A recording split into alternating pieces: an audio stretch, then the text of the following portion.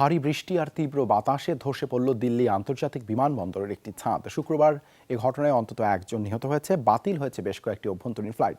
কর্তৃপক্ষ জানায়, দিল্লি বিমানবন্দরের টার্মিনাল 1-এর উড্ডয়ন এলাকার একটি অংশের ছাদ ধসে পড়ে।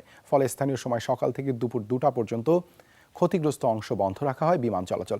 ভিডিও ফুটেজে দেখা যায়, ধসে পড়ার আগে ভারী বর্ষণের কারণে ছাদটির বেশ কয়েকটি অংশ ফুটো হয়ে যায়। এছাড়া ধসে পড়া কলামের নিচে চাপা পড়ে একাধিক গাড়ি। ভারতের সবচেয়ে ব্যস্ত বিমানবন্দরের একটি দিল্লি এয়ারপোর্ট।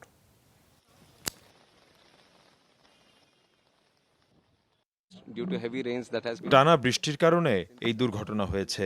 বিমানবন্দরের ছাদের একটি অংশ ধসে পড়ে, তবে পরিস্থিতি এখন নিয়ন্ত্রণে আছে। পানি নিষ্কাশনের ব্যবস্থা করা হয়েছে।